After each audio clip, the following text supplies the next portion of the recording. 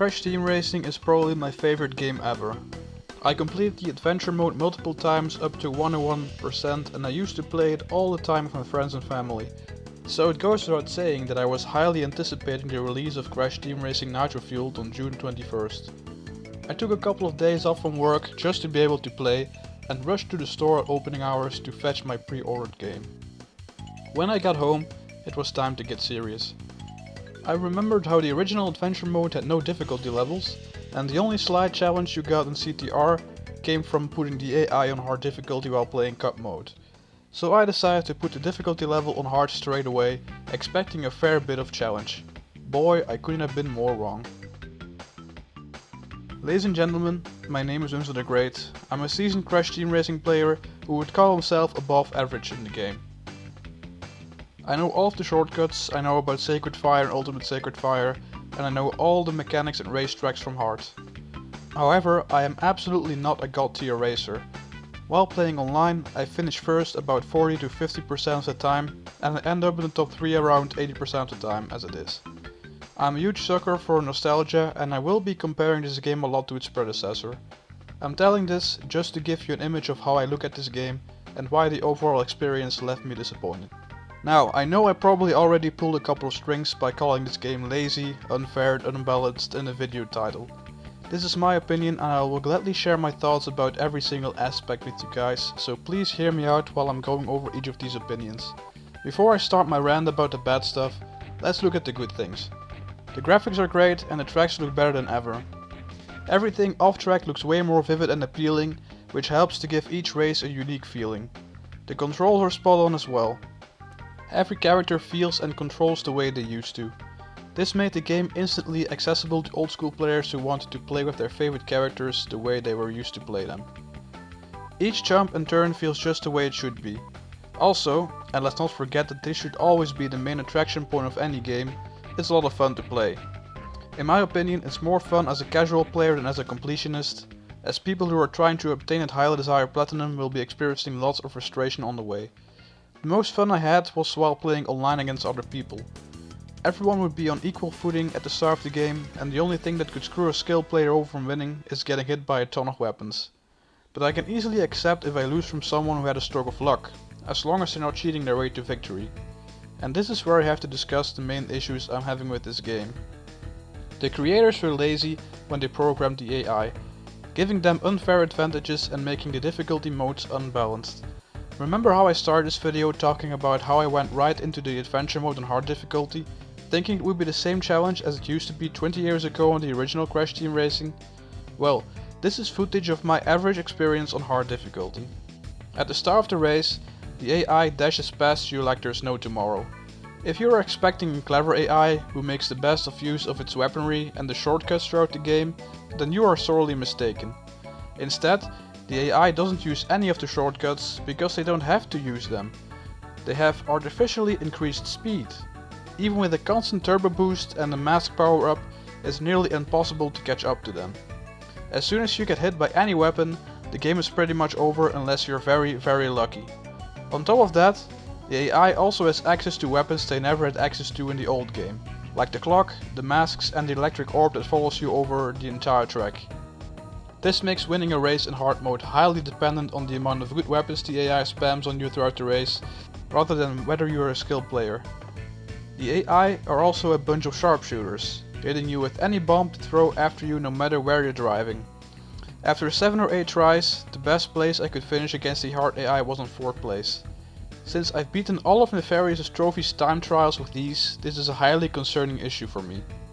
In my opinion, the correct name for this mode shouldn't be hard mode, but rather cheating mode, as the AI speed has been artificially enhanced and they have access to a multitude of weapons they shouldn't be able to have access to at all.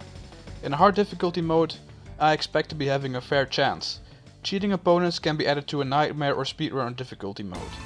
I want to be able to play an AI opponent that plays by the rules, not to be frustrated to no end because everyone else gets an unfair advantage over me. Another major frustration for me is the classic adventure mode. The creators described the classic adventure mode as the original Crash Team Racing experience just the way it was. This is false advertisement because the experience is definitely not the same. First of all, the classic adventure mode is much more difficult than the original one. This becomes very distinct in the CTR challenges, where nowadays taking your time to collect all the letters in round 1, then try to catch up with the other racers with ease is no longer an option. As the AI has become increasingly more challenging, it happened to me more than once that I ended up collecting all of the letters, but didn't manage to win the race. The relic races have become more difficult as well, with the hitbox detection in this game being completely off in comparison to the original one. This is both an issue in the relic races and in the purple crystal challenges, but it is more annoying during the relic races since the time you get to collect all of the crystals is pretty lenient. But it's way more difficult to hit all of the boxes in the relic races, which makes getting even just a sapphire relic quite the challenge. Sometimes I thought I was sure I had hit a certain relic box, but the hit didn't register because the hitbox detection is completely off from the original. All the while, the hitboxes of bombs and explosive crates seems to have been enhanced, making them deadlier than ever if you're trying to win a race. Sometimes an invisible wall stops you in your tracks, or even if you just slightly hug the corner of a wall while 90% of your car is right next to it, you'll bump into it like you just drove into one of Mr. Mime's invisible glass walls. This becomes very frustrating if you're jump boosting into something you cannot see, and this makes you lose your turbocharge upon landing back on the ground. Bombs clip right through each other, so never try to destroy another player's bomb by throwing your own, as this just doesn't work. This is another example of faulty programming. At the other hand, races that should have been slightly more difficult aren't. Take the Gem Cups for example. These races were more difficult than the trophy races in the original adventure mode, but there appears to be no difference towards the trophy races in Nitro. It seems that what the creators deemed to be a classic experience just like the original game couldn't actually be more different. Another example of lazy programming can be found during the boss fights. In the original game, the bosses would all have an unlimited amount of a certain weapon at their disposal during the fight. This hasn't changed in Nitro, but they spam this weapon a lot more now. Combine this with artificially enhanced speed, making it nearly impossible to get ahead of any of the bosses, and you're in for a very frustrating and unfair experience once again. The climax of frustration is probably the boss race versus Pinstripe, who spams his bomb attack way faster than the original game and has enhanced speed. Basically all you can do is try to time all of your turbo boosts correctly to creep closer to him, all the while avoiding the bombs he throws around every split second. There is a straight part in the racetrack where one hit could mean you're getting hit by bombs over and over again, as there is no way to avoid them if you get hit once, which will force you into having to restart. Also take into account that you can easily fall off at any point of this race once you get hit, which makes it even more frustrating. Good driving alone gets you nowhere versus the bosses, as they're all faster than you anyway. All you can do is hope for the best and try to get ahead of them somewhere in the game, and then keep them at bay by dropping hazards at the right spots. Another example of lazy programming is that the AI sometimes falls off course for no apparent reason. This never happened in the original game unless you use a weapon against your opponents. In this game, however, the creators were so lazy that you can see a certain character fall off course at the exact same spot every single round. As if they just let a test driver drive a lap with a certain character, then used that driving record and rehashed it for every single round. The way I finally managed to defeat Pinstripe was by passing him while he fell off the track for the third time in a row at exactly the same spot. This level of stupidity baffles me for a game that was created in 2019. Although this might sound weird, all of this could have still been tolerable if the game would have been balanced out, but it isn't. There is something very wrong with the items you're getting from crates. In CTR, whenever you were in the lead, you would get items like TNT crates or flasks to keep your pursuers at bay. At the same time, your pursuers would be getting bombs, missiles, mask power-ups and other items to be able to close the gap with the player who's in first place. This is how the game is supposed to be, but none of this is available in Nitro. One multiplayer race I was driving in first place and I got a mask power-up. This made me gain even more advantage over my opponents. As soon as I hit another item box, I got a second mask power-up, making it instantly redundant for my opponents to try to get any closer to me. The fact that whatever you're getting from boxes in Nitro is no longer based on your position, but rather on complete RNG, makes the game completely broken and unbalanced, and should be fixed as soon as possible. It makes me wonder whether the creators of this game have ever even played the old game, or if they even tested the mechanics they implemented in the remake. Remember how I spoke about the graphics being great? While this is certainly true for the racetracks and characters, I have to say I disliked most of the cutscenes during adventure mode. The only character they didn't butcher during the cutscenes was Ripper Roo, and they even managed to make a mafia boss like Pinstripe look like a caricature.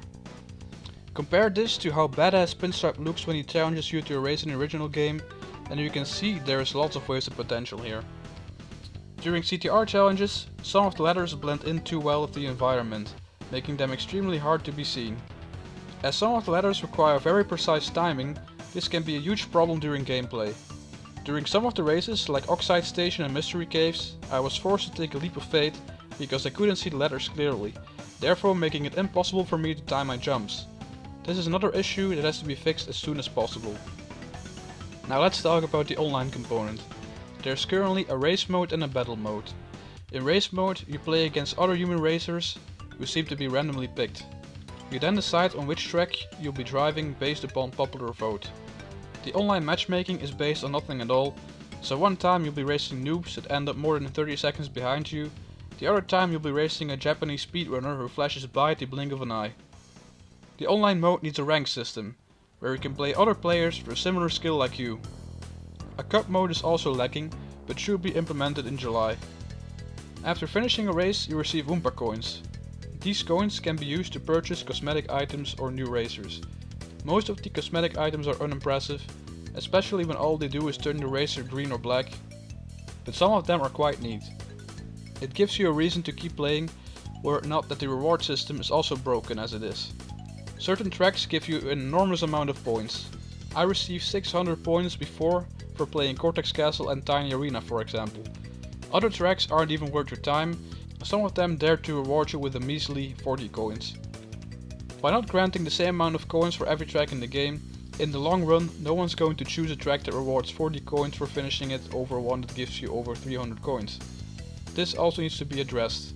Some explanation on how this reward system works would be welcome as well, as just basing it on track difficulty or length doesn't seem to cut it for all of them.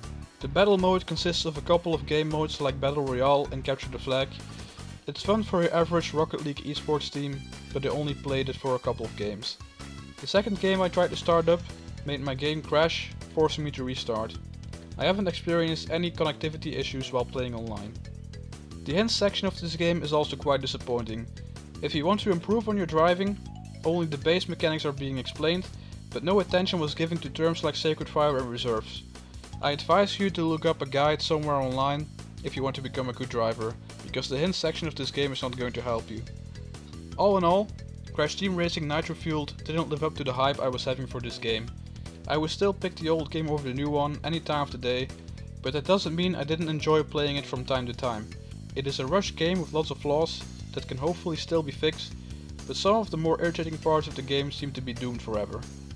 I guess I was hoping too much for a game that would resemble the original one in every aspect. Online racing is fun, but requires a couple of tweaks and enhancements. The tracks look amazing, and the controls are responsive. Adventure mode has very unbalanced difficulty and infuriatingly unfair bosses. The hitbox detection is off and will always be in your disadvantage, and the way you receive items based on your position is completely broken. The game has lots of flaws, but a couple of patches could fix most of what is wrong with it today. I'll give this game a 6 out of 10, which stands for quirky but good. New players and casual gamers will enjoy this game. Retro gamers might enjoy it if they're either at speedrunner level or they're expecting a casual experience as well. Gamers who buy this game expecting it to be the same as the original will be left disappointed. As an above average gamer, I managed to get all of the trophies except for the hard difficulty mode and the Nitro's Oxide time trials. I am not sadistic enough to try to get any of these, but kudos to everyone who managed to pull through. Thanks for watching guys, and I'll see you next time.